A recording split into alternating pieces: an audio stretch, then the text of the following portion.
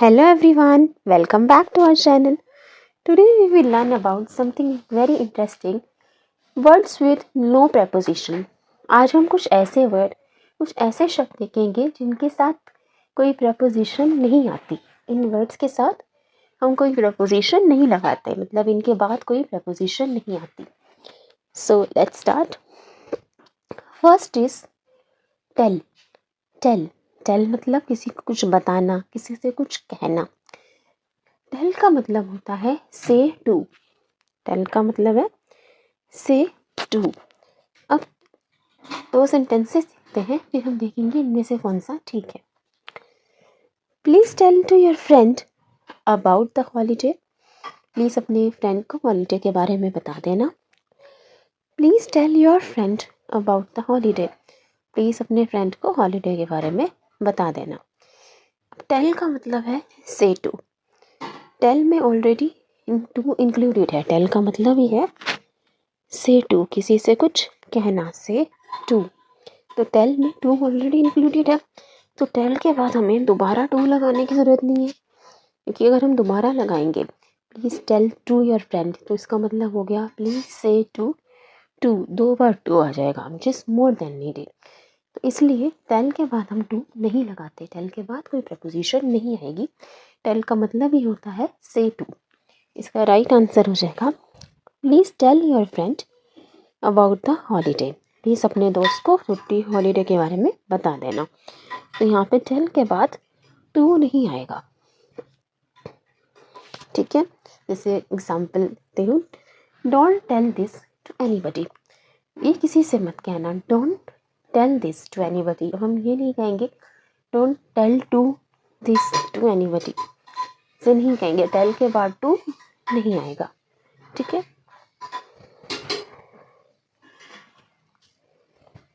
Next देखते हैं enter.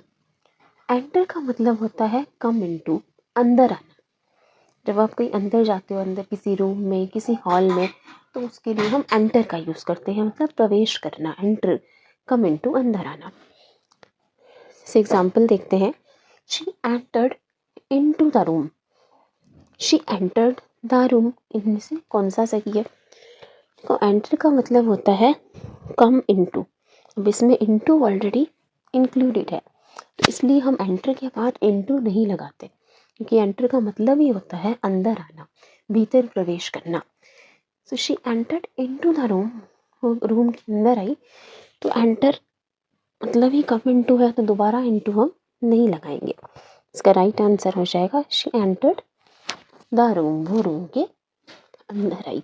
तो एंटर का मतलब ही है कम इनटू. इसमें इनटू इंक्लूडेड होता है, इसलिए एंटर के बाद हम इनटू नहीं लगाएंगे. एक और एग्जाम्पल देखते हैं. Don't enter into the auditorium without permission. बिना परमिशन, बिना आज्ञा के ऑडिटोरियम के अंदर एंटर मत करना. Don't enter the auditorium without permission. बिना परमिशन ऑडिटोरियम के अंदर एंटर मत करना. अब इसमें कौन सा सेंटेंस सही है? Don't enter into the auditorium या डोंट एंटर द ऑडिटोरियम. अभी हमने देखा एंटर का मतलब ही होता है कम इनटू, तो इसके बाद हम इनटू नहीं लगाएंगे. राइट सेंटेंस हो जाएगा don't enter the auditorium without permission. Enter means come into, so we don't use into after enter. Next देखते हैं डिस्कस. डिस्कस मतलब चर्चा करना, किसी बारे में चर्चा करना. To talk about something. Discuss का मतलब होता है इस चीज़ के बारे में चर्चा करना. Talk about something.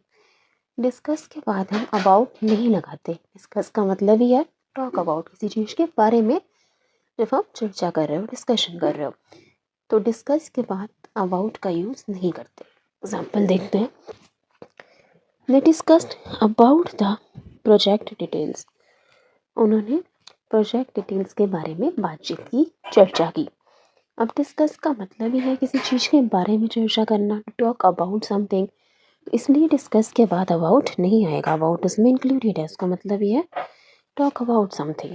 तो इसका आंसर हो जाएगा they discuss the project details. Discuss के बाद हमें अबाउट लगाने की ज़रूरत नहीं है, वो super flows more than needed हो जाएगा. कि डिस्कस का मतलब ही है टॉक अबाउट समथिंग। और एग्जाम्पल देखते हैं। She discuss the holiday plans with me. उसने मेरे साथ हॉलीडे प्लान्स की चर्चा की, डिस्कशन की, डिस्कस किए। She discuss the holiday plans with me. ठीक है, तो डिस्कस का मतलब ही होता है टू टॉक अबाउट समथिंग, किसी चीज़ के बारे में चर्चा करना। तो यहाँ डिस्कस के साथ हमें अबाउट लगाने की ज़रूरत नहीं है।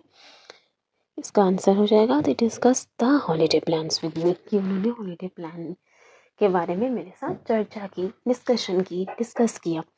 तो डिस्कस के साथ हम अबाउट नहीं लगाएंगे जब हम उसका यूज़ एक वर्ब की तरह कर रहे हैं, क्योंकि डिस्कस का मतलब ही है टू टॉक अबाउट समथिंग, किसी चीज़ के बारे में चर्चा करना। तो दोबारा अबाउट लगाने की ज़रूरत नहीं है। और एग्जाम्पल देखते हैं, और देखते हैं नेक्स्ट प्रपोजिशन रिटर्न। रिटर्न का मतलब होता है कम बैक, वापस आना, लौट आना, या कोई चीज़ लौटाना, उसको हम कहते हैं रिटर्न। एग्जाम्पल देखते हैं। They return back from the school trip. वो स्कूल ट्रिप से वापस आ गए। They return back from the school trip. अब हमने देखा रिटर्न का मतलब ही है कम बैक, वापस आना। तो रिटर्न के बाद बैक नहीं आएगा, रिटर्न का मतलब ही होता है come back. So they return from the school trip, not return back. कि रिटर्न का मतलब ही है कम बैक, वापस आना। और एग्जाम्पल देखते हैं। माई friend return back after a long vacation. मेरी फ्रेंड एक लंबी छुट्टी के बाद, लॉन्ग वेकेशन के बाद वापस आई। My friend return after a long vacation. अब रिटर्न का मतलब ही है कम बैक, वापस आना। तो रिटर्न के बाद दोबारा बैक नहीं आएगा। माई friend return after a long vacation, ये ठीक हो जाएगा। Only return, we don't use back after it. It already means come back, so we don't use back after it. Okay. Emphasize, next देखते हैं। Emphasize, emphasize means give attention to something, किसी चीज़ पर जोर देना, स्ट्रेस देना, उसे कहते हैं emphasize। एग्जाम्पल देखते हैं। The teacher emphasized on the importance of study for the board examination. Teacher ने पढ़ाई के महत्व पे जोर दिया, बोर्ड एग्जामिनेशन के लिए पढ़ाई के महत्व पर जोर दिया। तो एम्फोसाइज ऑन, किसी चीज़ पर जोर देना। अब एक बात है कि एम्फोसाइज के बाद हम ऑन का यूज़ नहीं करते। एम्फोसाइज का मतलब ही होता है किसी चीज़ पर जोर देना, to give attention to something, to stress on something. तो इसके साथ हम ऑन नहीं लगाते, इसमें ऑन इंक्लूडेड होता है। इसका मतलब ही होता है किसी चीज़ पर जोर देना। तो एम्फोसाइज के बाद हम ऑन का यूज़ नहीं करते। इसका राइट आंसर हो जाएगा the teacher emphasise the importance of study for the board examination. Emphasise के बाद ऑन नहीं आएगा, उसका मतलब ही है, एम्फोसाइज का मतलब ही होता है किसी चीज़ पर जोर देना, to put stress on something, you focus on something. Next देखते हैं ऑर्डर। ऑर्डर का मतलब होता है आस्क फॉर, मतलब कोई चीज़ मांगना। ऑर्डर, कोई चीज़ के लिए पूछना, टू आस्क फॉर समथिंग, से हम कहते हैं ऑर्डर। या कोई चीज़ करने के लिए कहना, कोई आदेश देना, उसको ऑर्डर कहते हैं। अब ऑर्डर के साथ हम फॉर प्रपोजिशन नहीं लगाते। जैसे she ordered for a cup of coffee. उसने कॉफ़ी के कप के लिए ऑर्डर किया, कॉफ़ी के लिए ऑर्डर किया। तो ऑर्डर का मतलब ये आस्क फॉर समथिंग, किसी चीज़, कोई चीज़ मांगना, कोई चीज़ करने के लिए कहना। तो ऑर्डर के बाद फॉर प्रपोजिशन का यूज़ नहीं होता। इसका आंसर होगा she ordered a cup of coffee. Order for नहीं लगाते, ऑर्डर मीन्स आस्क फॉर। तो फॉर उसमें एक तरह से इंक्लूडेड ही है। ऑर्डर के बाद हम फॉर प्रपोजिशन नहीं लगाते। और एग्जाम्पल देखते हैं। The children ordered for snacks. The children ordered snacks, कौन सा सही होगा इनमें? The children ordered for snacks, the children ordered snacks. Order के साथ हम फॉर प्रपोजिशन नहीं लगाते। तो चिल्ड्रन ऑर्डर स्नैक्स, ठीक है। नेक्स्ट देखते हैं डिस्क्राइब। डिस्क्राइब मीन्स कि डिटेल्स अबाउट समथिंग, मतलब किसी चीज़ का वर्णन करना, किसी चीज़ के बारे में डिटेल में बताना, उसे कहते हैं डिस्क्राइब। एग्जाम्पल देखते हैं, can you describe about your interview experience. क्या आप अपने इंटरव्यू एक्सपीरियंस का वर्णन कर सकते हो, मतलब उसको डिटेल में बता सकते हो। Can you describe it. अब डिस्क्राइब के बाद हम अबाउट प्रपोजिशन का यूज़ नहीं करते। डिस्क्राइब का मतलब ही होता है कि डिटेल्स अबाउट समथिंग, किसी चीज़ के बारे में बताना, किसी चीज़ के बारे में डिटेल में बताना। तो डिस्क्राइब के बाद अबाउट नहीं आता। Can you describe your interview experience, ये ठीक हो जाएगा। डिस्क्राइब के बाद अबाउट का यूज़ नहीं करते। डिस्क्राइब का मतलब ही है to give details about something, किसी चीज़ के बारे में डिटेल में बताना। तो डिस्क्राइब के बाद हम अबाउट नहीं लगाते, डिस्कस के बाद अबाउट नहीं लगाते। और एग्जाम्पल देखते हैं, the teacher described about the novel to the students. Teacher ने नॉवल के बारे में स्टूडेंट्स को बताया, उसका वर्णन किया, नॉवल के बारे में डिटेल में बताया। तो यहाँ पे भी डिस्क्राइब के बाद अबाउट लगा हुआ है, डिस्क्राइब के बाद अबाउट नहीं आएगा। The teacher describe the novel to the students, ये ठीक है। डिस्क्राइब के बाद हम अबाउट नहीं लगाते। Next and the last one is resemble. Resemble, resemble का मतलब होता है लुक लाइक, किसी के जैसे लगना, किसी के जैसे लगना, मतलब आप में किसी की झलक दिखना, तो उसे हम कहते हैं रिसेंबल। एग्जाम्पल देखते हैं, he resembles like his father.